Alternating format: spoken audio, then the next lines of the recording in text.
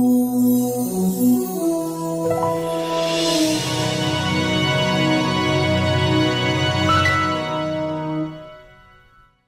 hello, I'm Scott Stevens, Goldsboro City Manager, here for our May 2018 monthly update. And I happen to be a little late. It's May 15th as we're recording this. It's a great time of year for me. We've sort of jumped from the 70s or low 70s up until the 90s, so we've missed a little bit of that moderate low 80-degree weather, but I hope that'll return as we get further along in May and early June. But you know, it does feel like summer, and that's a good time of year for me. I hope each of you is finding a way to get outside, enjoy the weather, enjoy the community, be active. I think that's good for all of us. We hear that all the time, that we need to move more and do those kinds of things. So I'd encourage you to get out where you can. Community appearance, always want to keep that in our minds. I mean, things are greening up, the trees are putting leaves on, flowers are blooming. It really is a pretty time out in our community. The things that take away, primarily litter, things that we can really correct, are litter in our yards, litter along the streets, litters around our business. If you would do your part to pick up around your area, where you live, where you work, and then call on the city where we need to help. We have folks picking up litter every day. It's a shame they have to do that, but it does make a difference in the community, and unfortunately every time we send our litter crew out, they don't have a problem finding more to pick up. So again, all of us throughout the community need to do a better job of policing ourselves and not letting it get out of our vehicles and then picking it up where we see it. So please do your part. Another thing we see a lot of are blighted homes, or homes that are in disrepair. We've done an awful lot of demolition of older homes. It's a shame to lose what could have been a decent structure for somebody to live in. By the time they get to being demolished, they are too far beyond repair. Our mayor did talk to folks with the city of Greensboro. We had a group of us that went up there and met with Greensboro city staff to talk about, instead of an order to demolish, which is what we have historically done, talking about more of an order to repair. We're going to discuss that with our city council. It's still a lengthy process, but instead of getting to the end of tearing down a structure, maybe it's an opportunity for the city to get involved and spend money and save a structure before it gets to the point that it's not salvageable and has to be torn down. More to come on that, but we expect to talk about that with the city council at their next meeting in May, or certainly is at their first meeting in June. So in the next 4 weeks, we'll be talking about an order to repair that would be in addition to our order to demolish that's currently administered by our inspections department.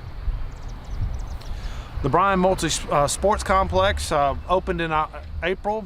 It was a tremendous success in terms of our groundbreaking, our ribbon cutting.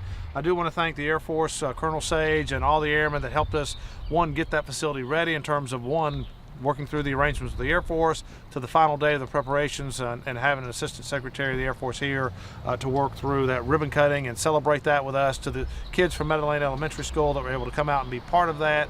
Really a top-notch facility. We hosted our first soccer tournament there, the Kepner Cup. Was really a great success with over 60 teams from across the state. I know I talked with one team that was from Concord, so certainly they spent a few nights here in Goldsboro and spent money in our community, which is what we had hoped for.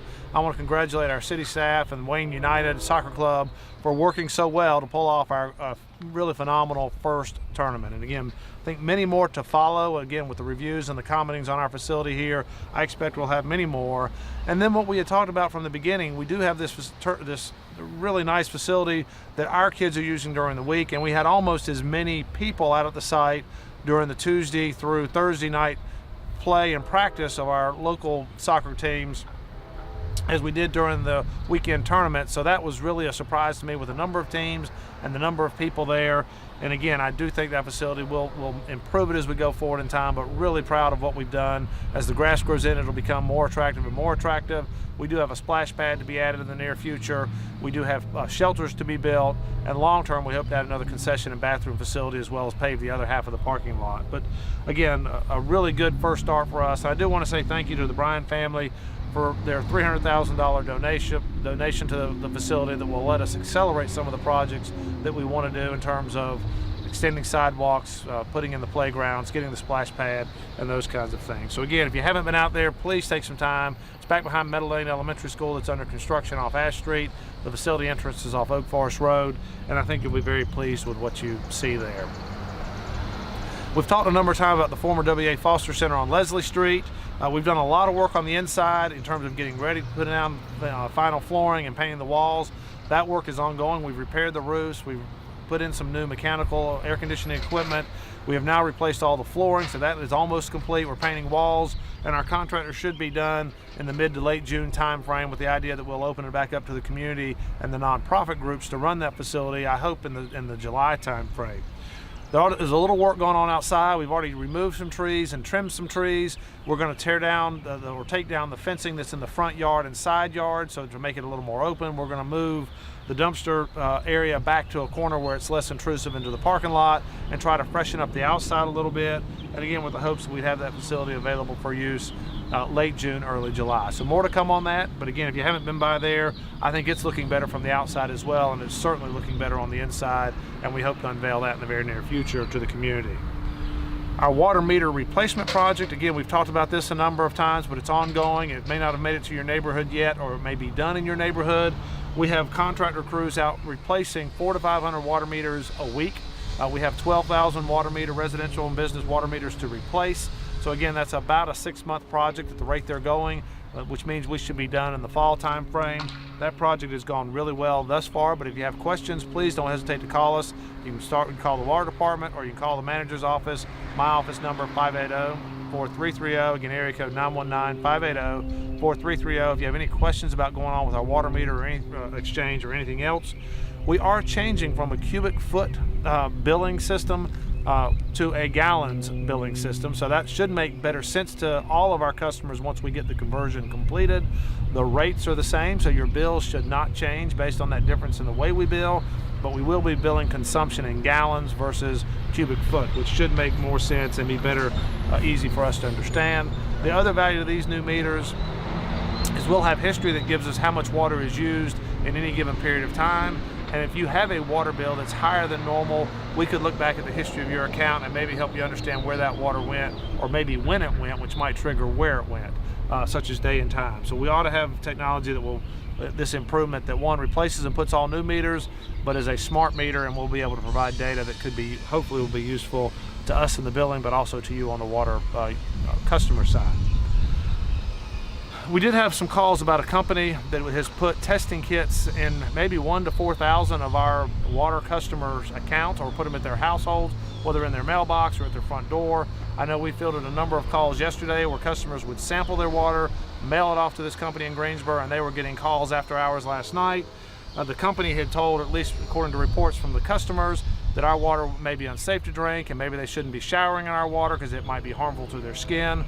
That is not true. I did talk to the company. They assured me they are not telling that to customers, but I can also say I've had enough customers tell me that's what they heard the company say, that I believe there's some area of concern with the company's intentions of what they're telling our customers. And this company, as I understand it, sells water filtration systems, so they will test the water. The company representative told me it was really testing for water hardness or softness, and then they could make adjustments to the water to make it more pleasing to the customer.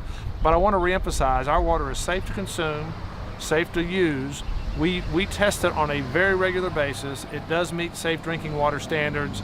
We did just put out our annual water quality report. It's online, as well as it was mailed to all of our utility customers. So if you have questions or concerns about calls you receive or the quality of our water, drinking water, please call the City of Goldsboro. You can call the water department, or again, you can call the manager's office and we'll get you to the right place, 919-580-4330. Again, I'm not saying water filtration systems don't have a place, but I also don't want customers feeling that our water is unsafe to consume the way it is, because that's not true. We take a lot of effort to meet the state or the EPA drinking water requirements, and I feel very comfortable in drinking our water on a regular basis, which I do, and I want our customers to feel that way as well. So if you have questions or concerns, please don't hesitate to call us. It is budget time for the city. We've been working at a department level since the January time frame in our finance department, and meeting with all the departments, from the managers and staff and otherwise. So we've had a lot of conversations going on sort of behind the scenes.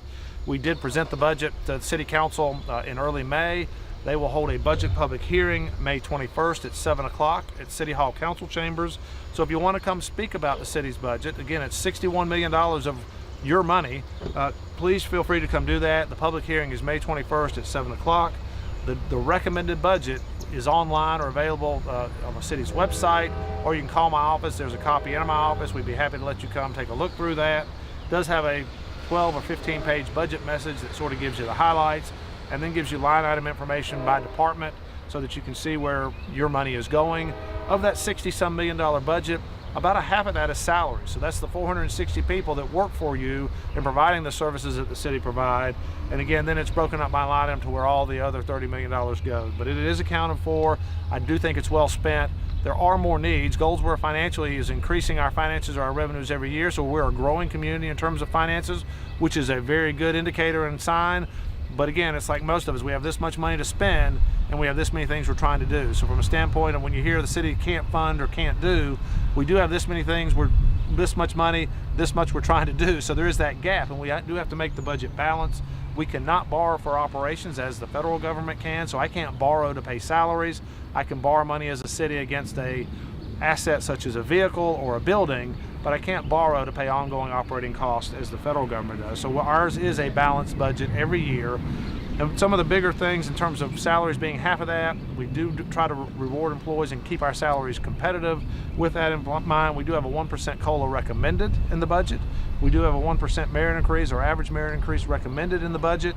Those two would be for all employees. And then we have a 1% increase in our 401k contribution to go from 3% to 4% for all of our non-sworn. Our law enforcement or sworn personnel are already at 5%. And my goal is trying to get the rest of the workforce at that same 5%. We currently, the city contributes 3. It's recommended we get to 4 this year. But again, the ultimate decision of that is up to the mayor and city council as they listen to you and your public comments, and then also as they have their deliberation of the budget. There are no increases in taxes or fees recommended in the budget this year. The only possible change to that is we are currently studying the industrial rates for water and sewer customers. It would affect very few, but there may be some conversation about modifying that rate for the industrial use customers. But most businesses and residential, there are no fee increases proposed. One other caveat to that, it will be the first full year of stormwater billing on an impervious basis. So this year we didn't start until May, billing on the impervious area of a site for our businesses or multifamily or churches and other governmental or nonprofit entities. Next year you will have a full year, so you will pay more for stormwater fees as a business that has larger than 3,000 square feet of impervious area, or as a nonprofit or otherwise than you have this year, because we'll be billing a full 12 months. The rate's the same, so there is no rate increase, but you'll have 12 months of billing instead of just 3 months of billing.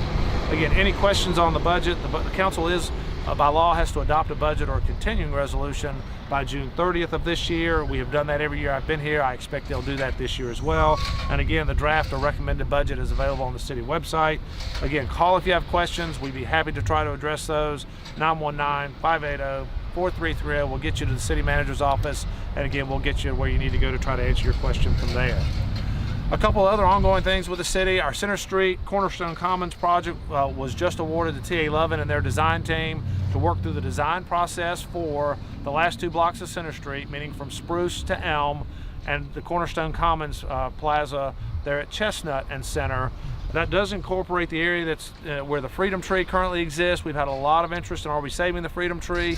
We will make every effort to do that. We would have a lot of discussion before any change would be different, but we don't have the detailed designs to that yet, and we are working through that process. So more to come in the next few months, but that project did get awarded by the City Council to TA11 and their design team. So we look forward to seeing where we go with that.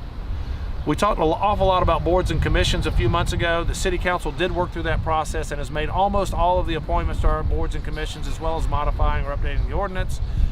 We have updated the application to serve on a board or commission. We will have that available on our website in the coming weeks, so that'll be very soon. You should have received a notice back to us if you've been appointed or if you were not appointed. So if you've applied for a board or commission and not got a notice, please call my office. Again, I've given that number several times, but one more time, 580-4330.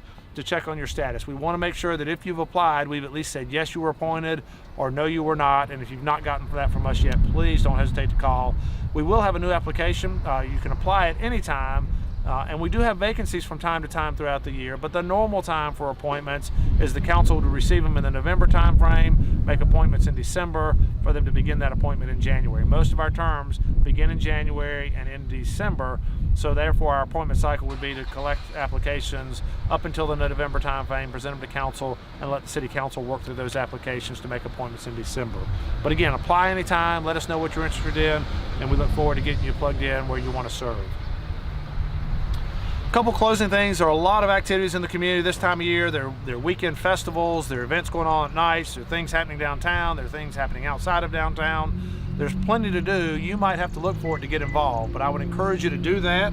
Our pools are opening Memorial Day weekend. They'll be open part-time until school gets out, and then when school gets out, they'll be either Mina Will or Peacock Pool will be open every day of the week. Both of them open 5+ days a week, down a day or two for maintenance, but again, those schedules will alternate, so there will always be a pool open after school gets out any day of the week that you would like to swim. Again, the city is running the lifeguards there at the pools again this year. It worked really well for us last year, and we're making our hires, and we'll be ready for you Memorial Day weekend.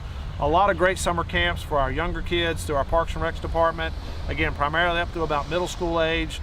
I would encourage you to look at the brochure. The camps are filling up. They're everything from those that will just be daycare with activities to specialized tennis or golf or other types of camps. And again, they have been very popular in the past, and I would encourage you to look at the brochure, call our Parks and Rec department. We'd be happy to get you into one of those or get your child into one of those. I would just encourage you again, as I started to enjoy being outside. For me, it's a great time of year. I really appreciate this time of year. From a round of golf on our golf course to visiting the Bryan Multi-Sports Complex, there's a lot of walking space out there, a lot of sidewalk put in to make it an enjoyable experience, not only for those participating on the fields, but for those that are visiting to be out there and about, to enjoy the F4 static display that's there. The spray field that will be coming will be a good amenity in the near future. But again, come downtown. If you haven't been downtown in a while, it's a great time to be downtown and walk and see the shops and the new things occurring. There is constant activity on renovation projects in our downtown. And so if you haven't been here in a month or two, there is something new to see or something new that's opened, or the trees are now blooming, the flowers are out. So it's really a different experience than it was even 2 or 3 months ago.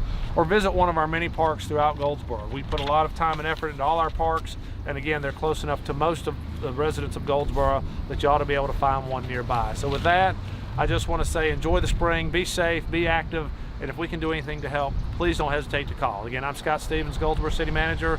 My number 919-580-4330. Talk to you soon.